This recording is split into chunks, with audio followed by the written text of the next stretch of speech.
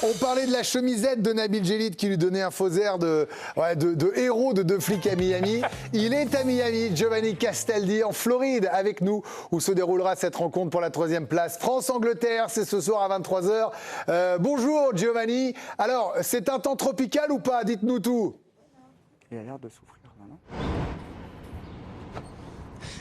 Bonjour Greg, bonjour à tous. Bah écoutez, oui, honnêtement, le taux d'humidité est extrêmement élevé ici à Miami. On est à plus de 70%. Dans la journée, il fait entre 30 et 35. Hier, d'ailleurs, l'entraînement de l'équipe de France a débuté avec 20 minutes de retard puisqu'il y avait des situations orageuses dans la région de Floride. Donc voilà, on sent bien qu'à tout moment, on peut recevoir quelques gouttes et plus si affinité en fonction des orages.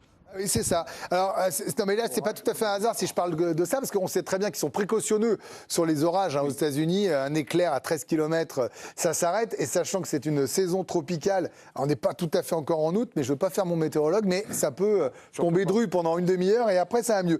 Giovanni, une fois qu'on a parlé de la météo, de l'humidité, des orages, parlez-nous de cette équipe de France. Hier, on se demandait, ou même avant-hier, comment se passait la mobilisation. Vous en savez un petit peu plus ?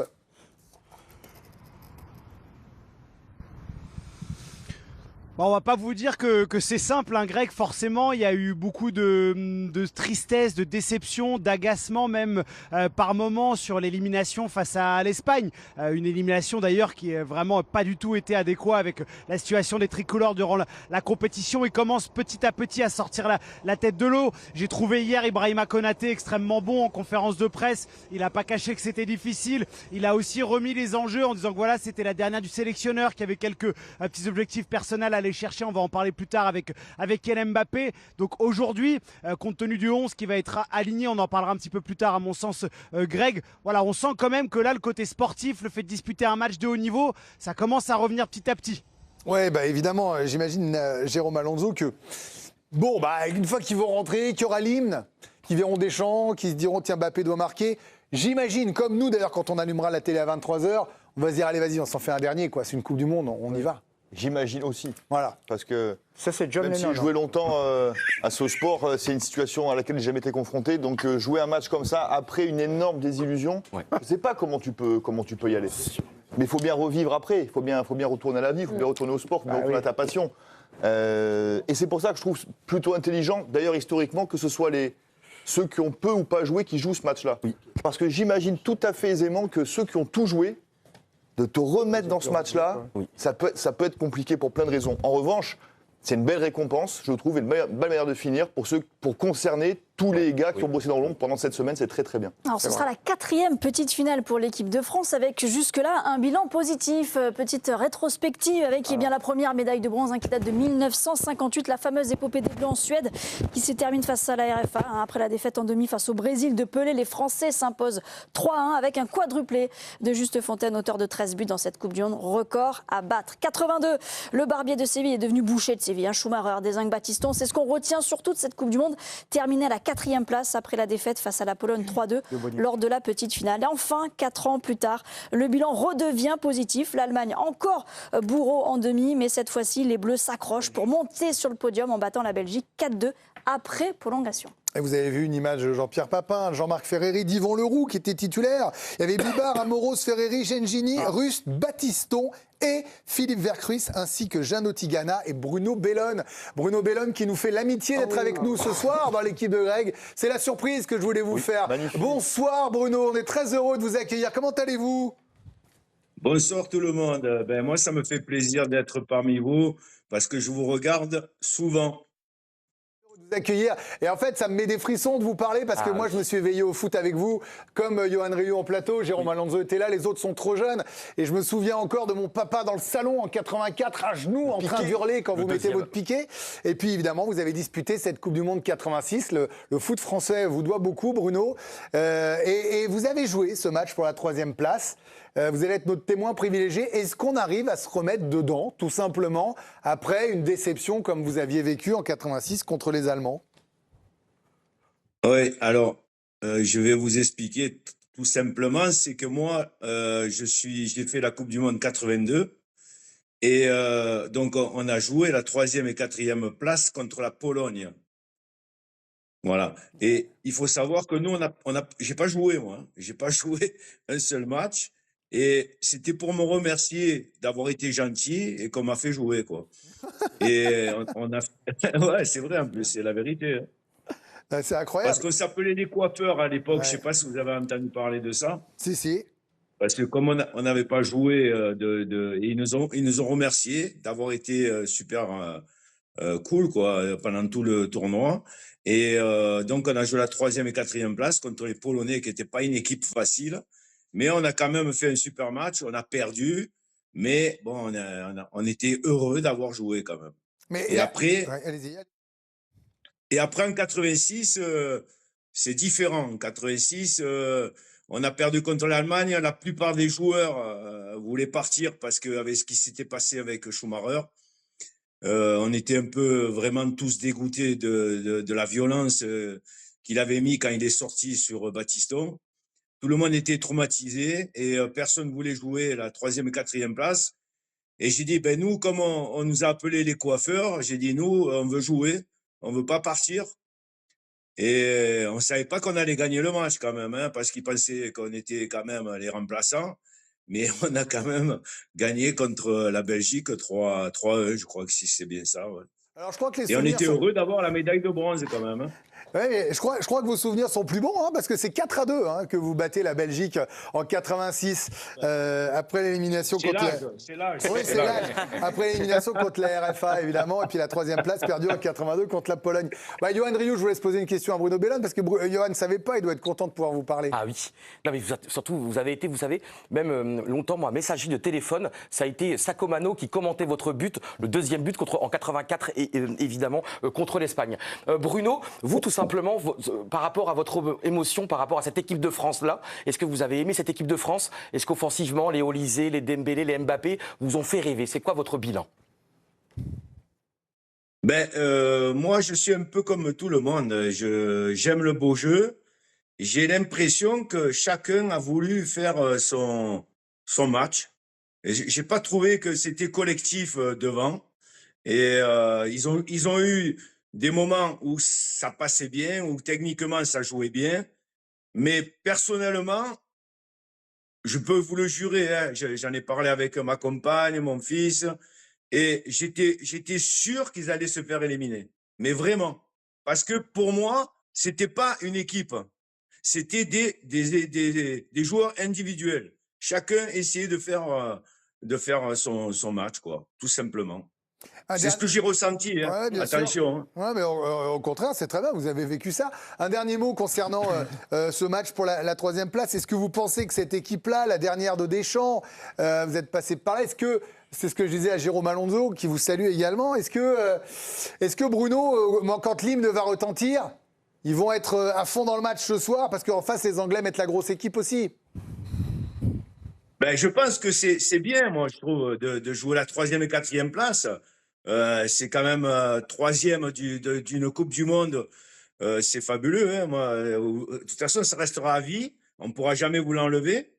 Et puis, c'est là ou jamais de montrer que, voilà, il y a eu un accident la fois d'avant. C'est de montrer que l'équipe de France méritait d'aller en finale. Voilà, tout simplement. Merci Bruno d'avoir été avec nous et d'avoir témoigné. Bonne soirée Bruno Bellone, merci d'avoir été dans l'équipe de Vague. Et bravo pour ces 2 Coupes du Monde, 7 € évidemment, immense attaquant de l'équipe de C'était un France. joueur tellement Bruno Bellone. inspirant, Bruno. Ah bah c'était un Cette joueur génération, c'était exceptionnel. un Extraordinaire. Exceptionnel. Guadalajara, 80. Giovanni Castaldi, je ne sais pas s'il sera aussi inspirant un jour, je lui souhaite bien sûr. Vous avez quand même la compo parce qu'on ne l'a pas fait, hein, Giovanni.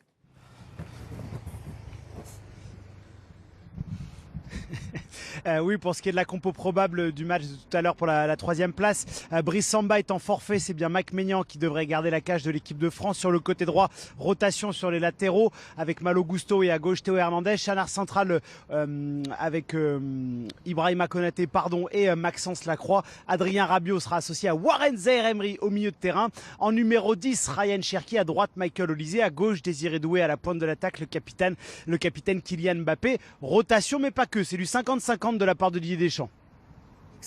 Émilie Ross. Ouais.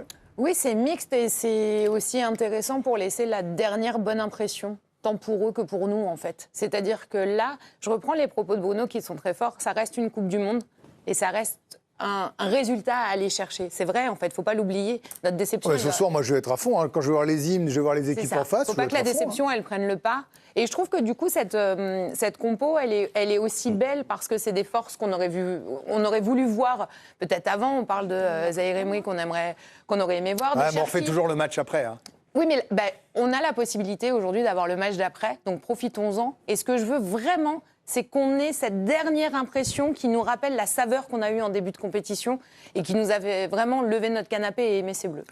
Nabil Djellit, elle a fière allure quand même encore, cette équipe-là, malgré les changements. Hein. Oui, de toute façon, l'équipe de France, de toute façon, en termes de potentiel, ils peuvent avoir 2 ou 3 équipes. Il y en a même qui sont restés à la maison, ils pourraient être titulaires, personne ne serait choqué. Quoi.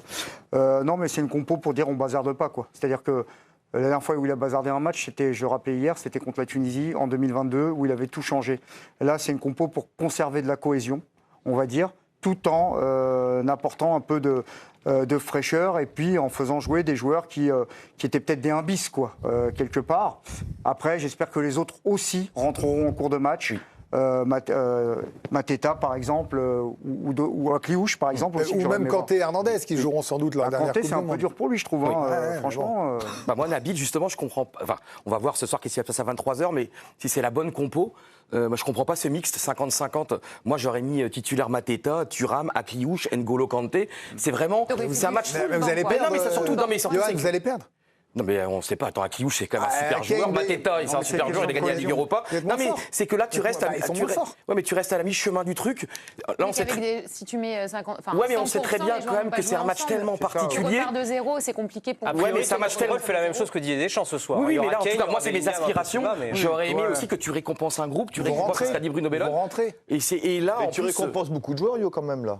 Là il n'y a pas beaucoup qui manquent. Beaucoup de joueurs. Si tu enlèves Saliba qui est blessé, bon Edine qui est blessé à la tête je pense. Et pourquoi il n'y a pas N'Golo Kanté alors? Pourquoi il n'est pas là? Il y a que 2 milieux. Pourquoi alors il n'y aurait pas Mateta? Pourquoi il n'y aurait pas Thuram? Mbappé joue le meilleur buteur, il ne va pas mettre Mateta, Johan. Non, mais moi, je donne mon opinion. Mon sens de récompense et de régénérer par rapport à un groupe qui a pris sur la tête sévère. Ok, tu ne peux pas non plus mettre Zahir Emery et Kanté 0 minutes et 10 minutes de jeu. C'est pas possible. Tout dépend, Jérôme, comment tu vois ce match. Sur un des deux milieux, un qui est beaucoup joué quand même. Là, par exemple, on met Maignan, pourquoi ce serait pas Risser? Je sais pas. En fait, je comprends pas le truc d'emmener 26 joueurs. Là, c'est le dernier. Non, mais là, c'est un match qui est totalement anormal. Moi, je vais vous dire un truc. Heureusement qu'on dise que tu es intervenu, parce que moi, je vous assure, et j'aime le foot, je ne connais aucun qui a gagné le match pour la 3e place depuis la nuit des temps. Hier, on a fait un jeu, vous auriez été nuls. Ah, je suis d'accord. On a fait le jeu des 14 C'est-à-dire que là, 14 3e. C'est la dernière des Deschamps, on veut que ça se termine bien. Mais franchement, une victoire ou une défaite ce soir, sauf s'il y a un 0-4, ça va rien changer à l'histoire. Zidane, on y est déjà. C'est-à-dire que le truc, c'est que... Attendez, on va y aller. Autant, on va y aller. Et non, mais c'est un truc, je trouve... Et la dernière fois qu'il a dit qu'il a changé les 11, enfin les 10 joueurs de Deschamps, c'est un des pires matchs de l'histoire de l'ère Deschamps contre la Tunisie. Nabil te l'a dit. Oui ou non? À propos de Deschamps. Oui, mais c'est pas le même contexte, c'est là que... C'est un match particulier, effectivement, pour Didier Deschamps. Son dernier à la tête des Bleus, son 185e sur le banc donc, de l'équipe de France. Il a un peu fendu l'armure hier en conférence de presse au moment d'évoquer cette ultime rencontre. Je sais très bien que le clap de fin... c'est demain, il y a besoin, sans faire pleurer personne, et je ne pense pas qu'il y a personne qui pleurera ici, je sais que l'équipe de France va me manquer, mais j'ai eu le privilège pendant 15 ans d'être là-haut avec ce maillot, à connaître des moments magnifiques, des moments plus difficiles. Voilà, le clap, il arrive, voilà. Mais la vie continue. La vie continue et Giovanni, on l'a appris tout à l'heure, ce sera le 1er septembre prochain que démarrera le contrat de Zinedine Zidane.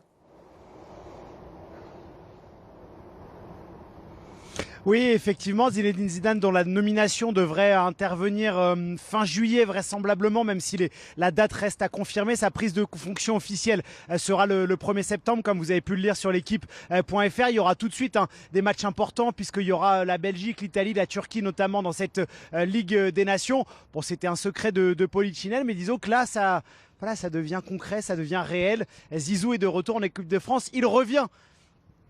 Giovanni, 1 mois et demi aux États-Unis, vous dites Polichinelle.